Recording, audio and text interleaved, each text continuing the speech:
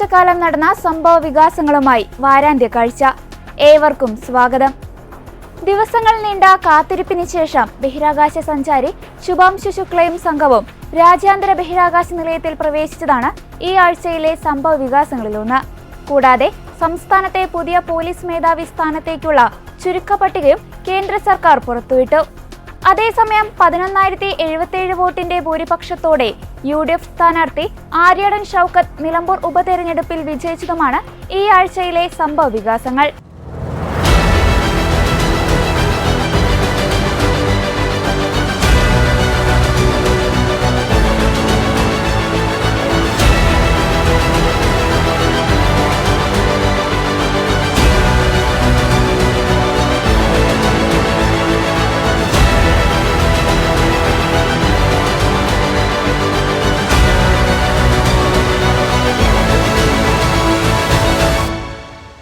ഇന്ത്യക്കിത് ചരിത്ര നിമിഷം. 28 മണിക്കൂർ യാത്രയ്ക്ക് ശേഷം ഗ്രൂപ്പ് ക്യാപ്റ്റൻ ശുഭാംശു ശുക്ലയും സംഘവും രാജ്യാന്തര ബഹിരാകാശ നിലയത്തിൽ പ്രവേശിച്ചു. രാജ്യാന്തര ബഹിരാകാശ നിലയത്തിലെത്തുന്ന ആദ്യ ഇന്ത്യൻ പൗരനാണ് Shubhanshu Shukla. Peggy Whitson, Slawosz Wisniewski, Tibor Kapu എന്നിവരാണ് സഹയാത്രികർ. രാജ്യാന്തര ബഹിരാകാശ നിലയത്തിലേക്ക് പ്രവേശിച്ച ഇവരുടെ പുതിയ വിവരങ്ങൾ നമുക്ക് നോക്കാം.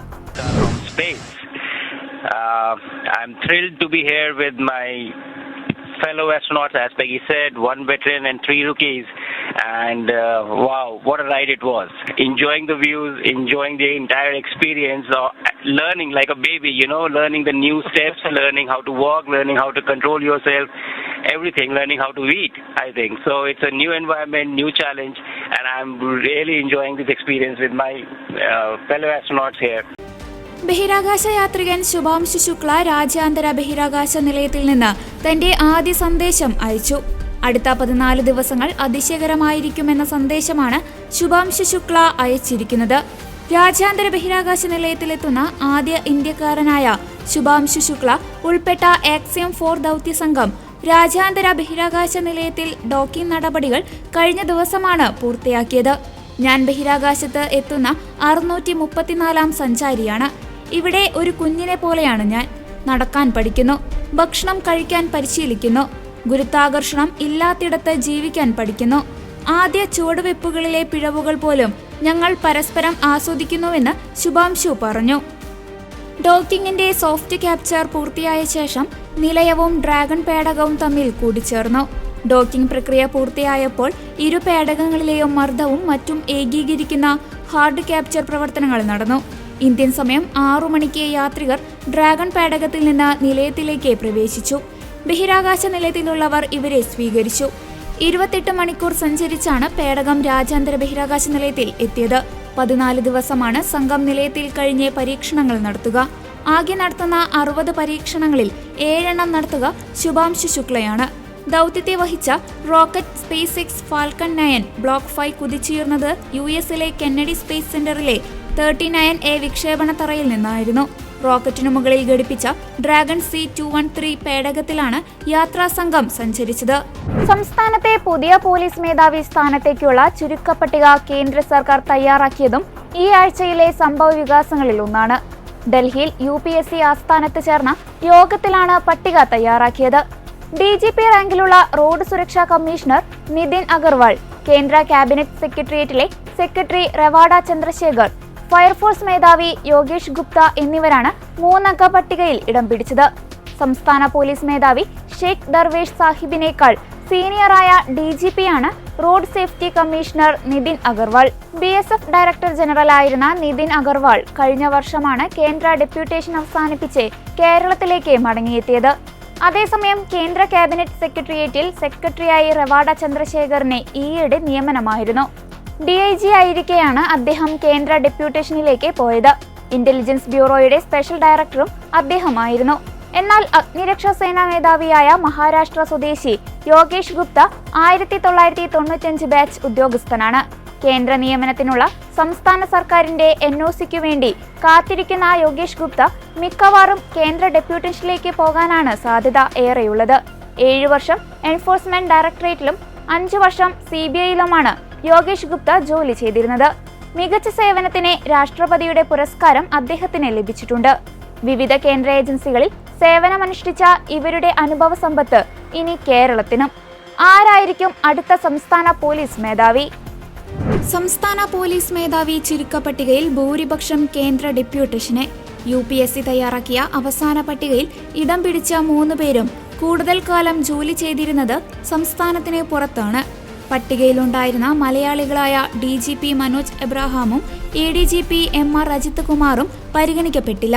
കുറഞ്ഞത് 6 മാസമെങ്കിലും സർവീസ് ബാക്കിയുള്ളവരെ മാത്രമേ പോലീസ് മേധാവി സ്ഥാനത്തേക്ക് പരിഗണിക്കൂ. സീനിയോറിറ്റി മാനദണ്ഡമാക്കിയാൽ ഏറ്റവും സീനിയർ DGP-യായ റോഡ് സേഫ്റ്റി കമ്മീഷണറും ഉത്തർപ്രദേശ് സ്വദേശിയുമായ നിതിൻ അഗർവാൾ പോലീസ് മേധാവിയാകും. തൊട്ടുപിന്നിൽ റവാഡ ചന്ദ്രശേഖറാണ്. ഇവരിൽ ആര് പോലീസ് മേധാവി ആയാലും 1 വർഷം കൂടി സർവീസ് നീട്ടിക്കിട്ടും. 2026-ലാണ് 2 പേരും വിരമിക്കേണ്ടത്. പോലീസ് മേധാവി പദവി കിട്ടുന്നവർക്ക് 2 വർഷം തുടരാമെന്ന സുപ്രീം കോടതി നിർദ്ദേശപ്രകാരം തിരഞ്ഞെടുക്കപ്പെടുന്ന ആൾക്ക് 2027 വരെ സ്ഥാനത്ത് തുടരാൻ കഴിയും. 1ാം പിണറായി സർക്കാർ അധികാരമേറ്റ് കുറച്ചുനാൾ TP സെൻകുമാർ പോലീസ് മേധാവി ആയിരുന്നതൊഴിച്ചാൽ തുടർന്നിങ്ങോട്ട് കേരള കേഡറിലുള്ള സംസ്ഥാനത്തിനെ പുറത്തു നിന്നുള്ള DGP-മാരാണ് പോലീസിനെ നയിച്ചത്. സെൻകുമാർ ആകട്ടെ വലിയ വിവാദങ്ങൾക്കും നിയമ പോരാട്ടത്തിനുമൊടുവിൽ സർക്കാരിനെ തലവേദന സൃഷ്ടിച്ച ശേഷമാണ് പദവി ഒഴിഞ്ഞത്. പിന്നീട് ഇതുവരെ മലയാളി ഓഫീസറെ പരിഗണിക്കാൻ സർക്കാർ തയ്യാറായിട്ടില്ല. IPS ഉദ്യോഗസ്ഥർക്കിടയിൽ നിലനിൽക്കുന്ന ഭിന്നതകളും ചരടുവലികളും ഇതിന് പിന്നിലുണ്ടെന്നാണ് റിപ്പോർട്ട്. അതേസമയം കേന്ദ്രം നൽകിയ 3-അംഗ പട്ടികയിൽ നിന്ന് ഒരാളെ മുഖ്യമന്ത്രി പുതിയ പോലീസ് മേധാവിയായി നിയമിക്കും. ഡൽഹിയിൽ നടന്ന യോഗത്തിൽ ചീഫ് സെക്രട്ടറി A ജയതിലകും സംസ്ഥാന പോലീസ് മേധാവി ഡോക്ടർ S ദർവേഷ് സാഹിബുമാണ് കേരളത്തിൽ നിന്ന് പങ്കെടുത്തത്. 3 പേരുടെ ചുരുക്കപ്പട്ടിക മുഖ്യമന്ത്രിക്ക് കൈമാറാൻ ചീഫ് സെക്രട്ടറിയെ ഏൽപ്പിക്കുകയാണ് പതിവ്. സാധാരണയായി പട്ടിക മന്ത്രിസഭ ചർച്ച ചെയ്ത ശേഷമാണ് പുതിയ പോലീസ് മേധാവിയെ പ്രഖ്യാപിക്കുക. എന്നാൽ ദർവേഷ് സാഹിബ് 30-ന് വിരമിക്കുന്ന സാഹചര്യത്തിൽ മുഖ്യമന്ത്രി തന്നെ തീരുമാനമെടുത്ത് പ്രഖ്യാപിക്കുകയാകും ചെയ്യുക. ദർവേഷ് സാഹിബ് വിരമിക്കുന്ന ചടങ്ങിൽ തന്നെ പുതിയ പോലീസ് മേധാവിക്ക് അധികാരം കൈമാറും. നിലമ്പൂർ ഉപതെരഞ്ഞെടുപ്പിലെ ഫലപ്രഖ്യാപനമാണ് ഈ ആഴ്ചയിലെ പ്രധാന വാർത്തകളിലൊന്ന്. 11,077 വോട്ടിന്റെ ഭൂരിപക്ഷത്തോടെ UDF സ്ഥാനാർത്ഥി ആര്യടൻ ഷൗക്കത്ത് വിജയിച്ചു. നിലമ്പൂർ നിയമസഭാ മണ്ഡലം UDF തിരിച്ചുപിടിച്ചു. UDF സ്ഥാനാർത്ഥി ഷൗക്കത്തിന് 69,932 വോട്ടും LDF സ്ഥാനാർത്ഥി M സ്വരാജിനെ 59,140 വോട്ടും അൻവറിന് 17,873 വോട്ടും NDA സ്ഥാനാർത്ഥി മോഹൻ ജോർജിനെ 7,593 വോട്ടും ലഭിച്ചു. 9 വർഷത്തിന് ശേഷമാണ് മണ്ഡലത്തിൽ UDF വിജയിക്കുന്നത്. 2011 നിയമസഭാ തെരഞ്ഞെടുപ്പിലാണ് ഇതിനു മുൻപ് UDF വിജയിച്ചത്. അതേസമയം LDF-ന് മണ്ഡലത്തിൽ വീണ്ടും അടിതെറ്റി. സ്വതന്ത്രനും സിറ്റിംഗ് MLA-യുമായിരുന്ന PV അൻവറിനെ വലിയ മുന്നേറ്റമുണ്ടാക്കാൻ കഴിഞ്ഞില്ല. ഉപതെരഞ്ഞെടുപ്പിൽ നിലമ്പൂർ നിയോജക മണ്ഡലത്തിൽ നിന്നും വിജയിച്ച ആര്യാടൻ ഷൗക്കത്ത് സത്യപ്രതിജ്ഞ ചെയ്തു. നിയമസഭാ മന്ദിരത്തിലെ R ശങ്കരനാരായണൻ തമ്പി മെമ്പേഴ്സ് ലോഞ്ചിൽ വെള്ളിയാഴ്ച വൈകിട്ട് 3:30-യോടെയായിരുന്നു സത്യപ്രതിജ്ഞ നടന്നത്. നിയമസഭാ സ്പീക്കർ AN ഷംസീർ മുമ്പാകെയായിരുന്നു സത്യപ്രതിജ്ഞ.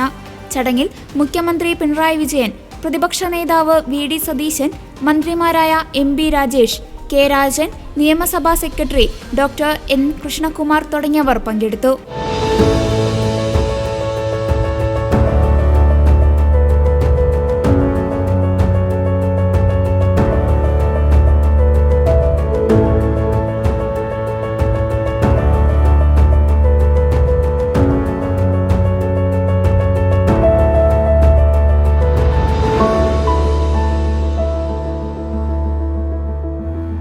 അതേസമയം നിലമ്പൂരിന്റെ ജനപ്രതിനിധിയായി എത്താൻ കഴിഞ്ഞതിൽ സന്തോഷമുണ്ടെന്നും വിജയത്തിന്റെ ക്രെഡിറ്റ് എല്ലാവരും ചേർന്നുള്ള കൂട്ടായ പ്രവർത്തനത്തിനാണെന്നും ആര്യാടൻ ഷൗക്കത്ത് പറഞ്ഞു. നിലമ്പൂരിലേത് കേരളത്തിലെ ജനങ്ങളുടെ വിജയമാണ്. പിണറായി സർക്കാരിനെതിരായ ജനരോഷം നിലമ്പൂർ ഏറ്റെടുത്തു. സർക്കാരിനെതിരായ പ്രതിഷേധവും പ്രതികരണവുമാണ് ഈ തിരഞ്ഞെടുപ്പ് ഫലമെന്നും ഷൗക്കത്ത് കൂട്ടിച്ചേർത്തു. വോട്ട് ചെയ്ത് വിജയിപ്പിച്ച എല്ലാവർക്കും നന്ദി രേഖപ്പെടുത്തുകയാണ്. അതുപോലെ നിലമ്പൂരിലെ ജനങ്ങൾ ഇതിന് നേതൃത്വം കൊടുത്ത UDF-ന്റെ മുഴുവൻ നേതാക്കന്മാർ, പ്രത്യേകിച്ചും എന്നെ ഏറ്റവും അധികം പിന്തുണച്ച കോൺഗ്രസിന്റെ ഹൈക്കമാൻഡ് പ്രിയങ്ക ഗാന്ധി, അതുപോലെ തന്നെ KC വേണുഗോപാൽ, അതുപോലെ തന്നെ രാഹുൽ ഗാന്ധി, ഖാർഗെജി, കേരളത്തിൽ ഇതിന് നേതൃത്വം കൊടുത്ത പ്രതിപക്ഷ നേതാവ് VD സതീശൻ, അതുപോലെ തന്നെ KPCC president Sunny Joseph MLA, convener Adoor Prakash, Ramesh Chennithala, അതുപോലെ തന്നെ മുൻ KPCC പ്രസിഡന്റുമാരായ K Muraleedharan, K Sudhakaran, PM Sudheeran, അതുപോലെ തന്നെ മുല്ലപ്പള്ളി രാമചന്ദ്രൻ, UDFന്റെ കരുത്തരായ നേതാക്കന്മാർ, പ്രത്യേകിച്ച് മുസ്ലിം ലീഗ്, കോൺഗ്രസ് ഇതിൻ്റെ തെരഞ്ഞെടുപ്പ് പ്രചരണം തുടങ്ങുന്നതിന് എത്രയോ മാസങ്ങൾക്ക് മുമ്പ് തന്നെ തെരഞ്ഞെടുപ്പ് പ്രചരണം തുടങ്ങിയത് മുസ്ലിം ലീഗാണ്. ഉള്ളൊരുക്കം എന്നൊക്കെ പറഞ്ഞ് പല പരിപാടികളിലൂടെ മുസ്ലിം ലീഗ് അതിൻ്റെ മുഴുവൻ അണികളെ മാസങ്ങൾക്ക് മുമ്പ് തന്നെ സജ്ജരാക്കിയിരുന്നു. അതിന് നേതൃത്വം കൊടുത്ത സാദിഖ് അലി ശിഹാബ് തങ്ങൾ, അതേപോലെ തന്നെ അബ്ബാസ് അലി തങ്ങൾ, PK കുഞ്ഞാലിക്കുട്ടി സാഹിബ് അടക്കമുള്ള നേതാക്കന്മാർ, ഇവിടെ PK ബഷീറും അതുപോലെ തന്നെ ഇസ്മായിൽ മുത്തേടവും നിയോജകമണ്ഡലം ചെയർമാൻ ശ്രീ ഇക്ബാൽ മാസ്റ്ററും ഒക്കെ ഇവിടെയുണ്ട്. മുസ്ലിം ലീഗിൻ്റെ മുഴുവൻ MLA മാരും മുഴുവൻ MP മാരും PV അബ്ദുൽ വഹാബ് അടക്കമുള്ള MP മാരും എല്ലാവരും കൂടി വളരെ നേരത്തെ തന്നെ ഇതിന് മുന്നൊരുക്ക പ്രവർത്തനം നടത്തി. പിന്നീട് UDF ഇതിൻ്റെ തെരഞ്ഞെടുപ്പ് പ്രഖ്യാപിച്ചതിന് ശേഷം UDF ഒറ്റക്കെട്ടായി പ്രവർത്തിച്ചു എന്നതാണ് ഇതിൻ്റെ ഇതുപോലൊരു തെരഞ്ഞെടുപ്പ് ഫലമുണ്ടായത്. ഞങ്ങൾ പ്രതീക്ഷിച്ചതുപോലെ തന്നെ എല്ലാ പഞ്ചായത്തുകളിലും, ഞാൻ കേട്ടത് കരുളായി മാത്രം 200 വോട്ടിൻ്റെ പിറകിൽ പോയി. ഞങ്ങൾ നേരത്തെ സൂചിപ്പിച്ചതുപോലെ തന്നെ എല്ലാ പഞ്ചായത്തുകളിലും ലീഡ് ചെയ്യാൻ പറ്റി. കരുളായിൽ 200 വോട്ടിന് പിറകിൽ പോയി എങ്കിലും എല്ലാ പഞ്ചായത്തുകളിലും നഗരസഭയിലും ലീഡ് ചെയ്യാൻ പറ്റി. ഒരു നല്ല ഭൂരിപക്ഷം ഈ ഡീലിമിറ്റേഷന് ശേഷമുള്ള നിലമ്പൂർ നിയോജകമണ്ഡലം, അതായത് കാളികാവും ചോക്കാടും ചാലിയാർ പഞ്ചായത്തും UDFന്റെ കുത്തകയായ പഞ്ചായത്തുകൾ, വലിയ ഭൂരിപക്ഷം നൽകുന്ന പഞ്ചായത്തുകൾ, ആ പഞ്ചായത്തുകൾ ഡീലിമിറ്റേഷന് ശേഷം നിലമ്പൂർ കോൺസ്റ്റിറ്റ്യുവൻസിയിൽ നിന്ന് പോയതിന് ശേഷം നടന്ന ആദ്യത്തെ തെരഞ്ഞെടുപ്പ് 2011-ലാണ്. 2011 തെരഞ്ഞെടുപ്പിൽ എൻ്റെ പിതാവ് ജയിച്ചത് 5000 ചില്ലാനം വോട്ടിനാണ്. ഏകദേശം 5800ഓളം വോട്ടിനാണ് അദ്ദേഹം വിജയിച്ചത്. അതിനുശേഷം 2 തെരഞ്ഞെടുപ്പുകളിലും 2016 ഞാൻ പരാജയപ്പെട്ടു, 2021 ശ്രീ പ്രകാശ് പരാജയപ്പെട്ടു.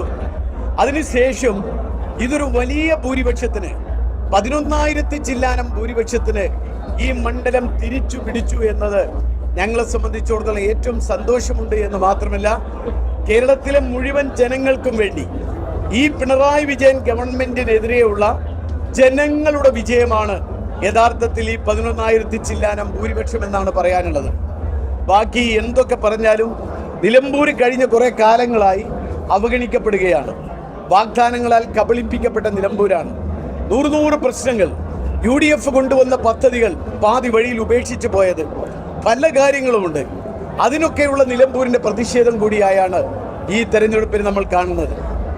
മാത്രമല്ല, നമ്മുടെ ഈ തെരഞ്ഞെടുപ്പിന് ഇവിടെ ഏറ്റവും കൂടുതൽ ഇതിന് നേതൃത്വം നൽകിയത് AP അനിൽകുമാറും ശ്രീ VS ജോയിയുമാണ്.